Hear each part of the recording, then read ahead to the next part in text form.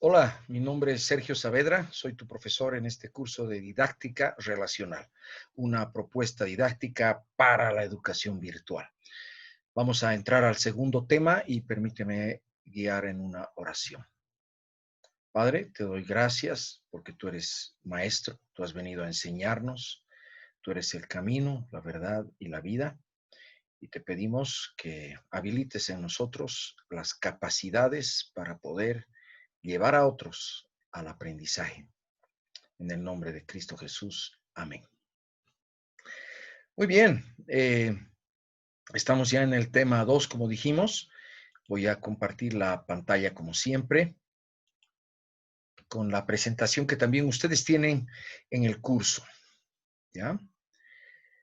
Bueno, el tema es el desafío de toda didáctica. Este es un curso general de didáctica. En este tema vamos a hacer una revisión de lo que es la didáctica en general, para después en el tema 3 ingresar a lo que es la didáctica relacional y las propuestas concretas que estamos haciendo para la educación virtual. Entonces, la primera pregunta es, ¿para qué sirve la didáctica? Y hemos invitado a 3 amigos para que nos digan su opinión. Ahí está Claudio.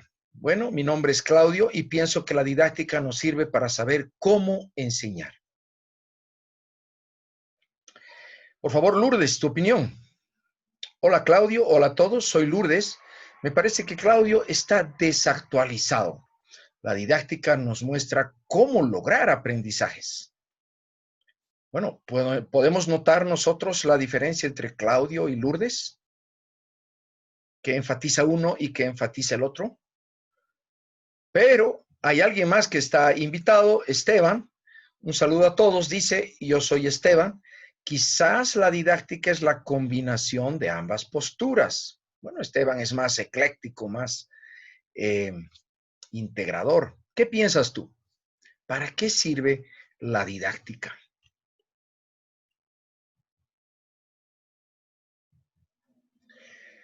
La didáctica es una técnica y es una técnica muy antigua. Ya en los tiempos de Roma, en los tiempos de los griegos, incluso antes de nuestro Señor Jesucristo. Y podemos revisar también en las escrituras. O sea, estamos hablando 1000 años antes de Jesucristo, 700 años antes de los griegos. Ya vemos propuestas didácticas. Es porque los seres humanos siempre hemos querido transmitir lo que sabemos a las nuevas generaciones y encontrar las maneras en que estas nuevas generaciones puedan asimilar lo que les estamos transmitiendo. Entonces, la didáctica es una técnica para guiar experiencias de enseñanza, aprendizaje, de tal modo que los estudiantes logren aprendizajes intencionales a partir de enseñanzas preparadas e intencionales. Ustedes pueden notar que hay algunos términos que están subrayados y vamos a definirlos más específicamente. ¿Qué entendemos por técnica? Un conjunto de herramientas y procedimientos. Una herramienta didáctica puede ser el pizarrón, una herramienta didáctica puede ser un proyector de diapositivas, PowerPoint, por ejemplo. Procedimientos quiere decir qué hago primero, qué hago después, qué hago después. Entonces, la didáctica es un conjunto de herramientas y procedimientos para guiar experiencias. ¿Qué son las experiencias? Las experiencias tienen que ver con relaciones entre personas y cosas. Cómo yo siento, cómo yo vivo experiencias entre personas y cómo vivo experiencias con las cosas. Si yo asisto a un circo, paso una experiencia y aprendo algo. Si voy a un castillo del terror, paso otra experiencia y aprendo algo. Si voy a un curso aburridísimo, paso una experiencia aburrida y aprendo algo. Quizás a no volver al mismo curso. Por lo tanto, las experiencias son muy importantes y la didáctica tiene que ver con propiciar esas experiencias, guiar esas experiencias que los estudiantes o los que están aprendiendo tienen en relación con los que le están enseñando, ¿no?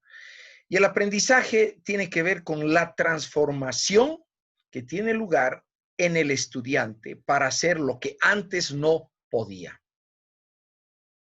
Yo no podía manejar una impresora.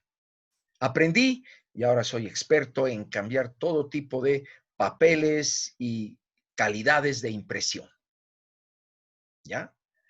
¿Qué es la enseñanza? Las actividades que hace el profesor para que el estudiante aprenda. Muy importante entender que la actividad del profesor está en referencia al aprendizaje. No es algo en sí mismo. No es que yo enseño y me voy y listo, no. Enseño y verifico si aprendió el estudiante. ¿No es cierto?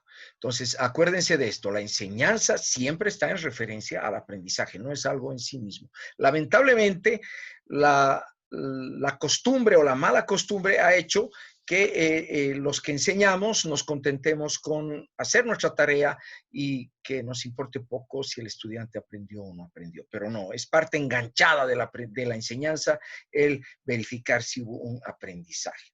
De tal modo que los estudiantes, dice, luego en aprendizajes intencionales, la palabra intencional está subrayada 2 veces y esta es la clave.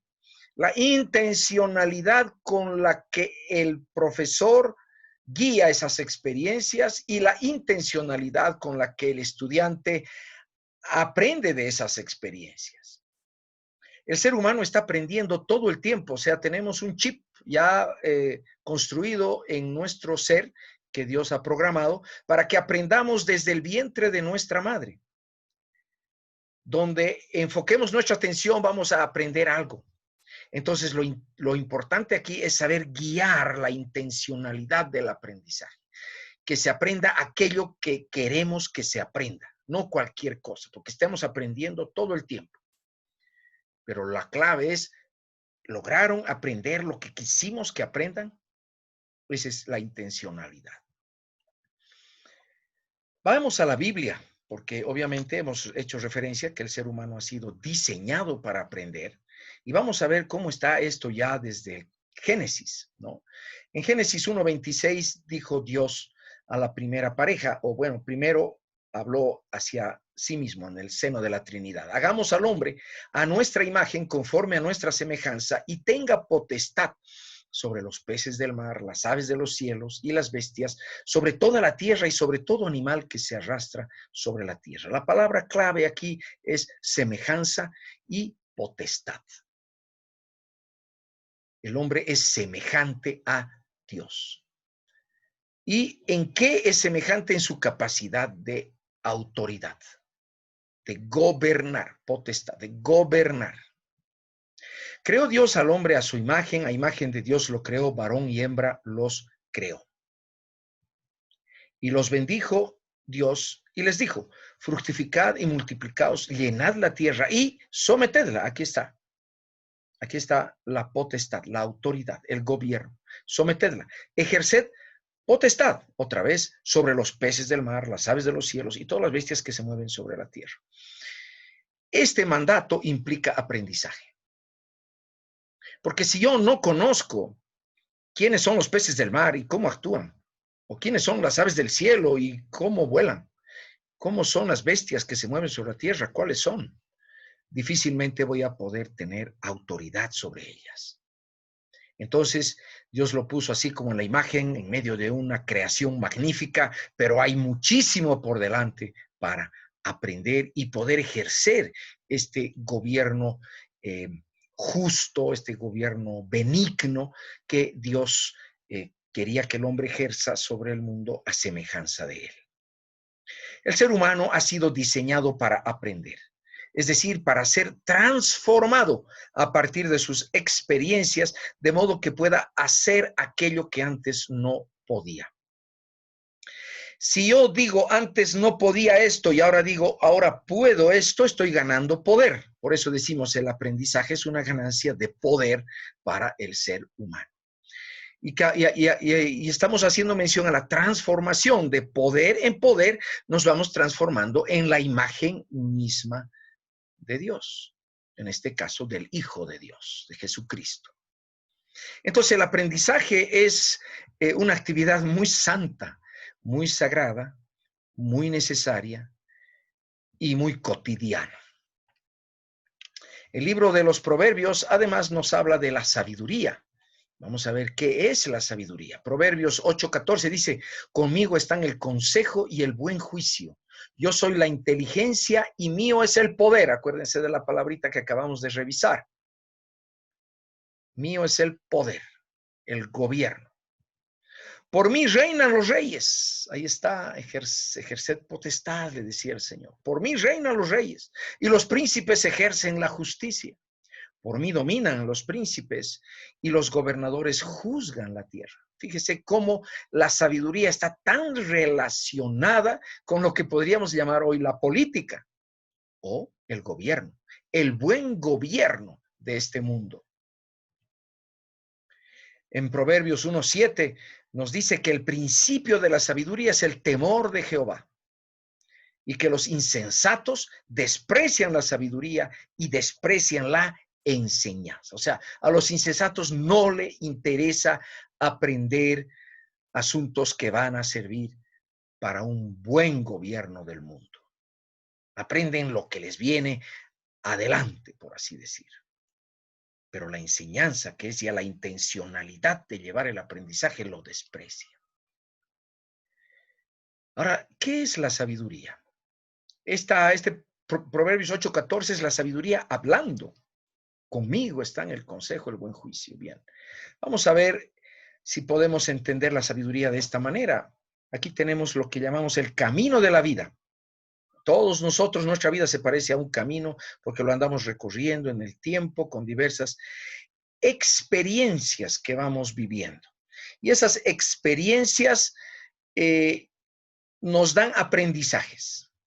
Es decir, de una situación X que hemos vivido, reflexionamos un poco y sacamos un aprendizaje. De otra experiencia sacamos y decimos, no vuelvo a hacer lo mismo, o, ya sé lo que tengo que hacer para tener este mismo resultado. Y de esta manera las experiencias nos van llevando a obtener el sumo, que es el exprimido de todas estas experiencias y que viene a ser la sabiduría. Entonces, la sabiduría es el sumo de una vida de experiencias o de aprendizajes, perdón, a partir de experiencias guiadas por Dios mismo como profesor. Por eso dice el principio de la sabiduría es el temor a Jehová. Quiero vivir con Dios y que Él me vaya guiando a través del camino de la vida y preparando las experiencias, recibiéndolas y sacándoles el jugo. Y entonces obtengo sabiduría. Para que obtengamos sabiduría como el sumo de la vida, vean la imagen, ahí hay un maestro, un guía que está guiando a otra persona a hacer cosas muy difíciles. Debemos tener un profesor que sea el canal de Dios, que proponga experiencias por medio de las cuales se pueda aprender. El profesor, parte de su tarea es proponer experiencias por medio de las cuales se pueda aprender, pero que esté en consulta con Dios. Debemos tener un profesor guiado por Dios que acompañe y guíe al estudiante a través de dichas experiencias de aprendizaje. O sea, no solo proponga las experiencias, sino acompañe y guíe. Como este hombre que está ahí, no le dijo, tienes que escalar. Te he preparado esa experiencia, ahí está la pita, ahí está la roca y me informas cuando termines de escalar. No, está acompañando y guiando. Debemos tener un profesor temeroso de Dios que verifique el aprendizaje y nos ayude a obtener el sumo de la experiencia y los aprendizajes vividos. No solo proponer la experiencia, no solo acompañar y guiar, sino verificar si lo que intencionalmente se propuso como enseñanza, intencionalmente se lo aprendió. Que no sea que vino a enseñar matemáticas y el estudiante aprendió cómo hacer chanchulla, ¿no? O vino a enseñar lenguaje y el estudiante aprendió cómo conquistar a la compañerita. Porque estamos aprendiendo todo el tiempo. Entonces, además de verificar el aprendizaje, debemos tener ese momento de reflexión para obtener el sumo de la experiencia y el aprendizaje vivido. De este modo, podemos resumir en 5 aspectos lo que toda didáctica debe proveer. Debe proveer los procedimientos y las herramientas, porque hemos dicho que la didáctica es un conjunto, es una técnica, o sea, un conjunto de procedimientos y herramientas para planificar experiencias de aprendizaje con objetivos intencionales. 2.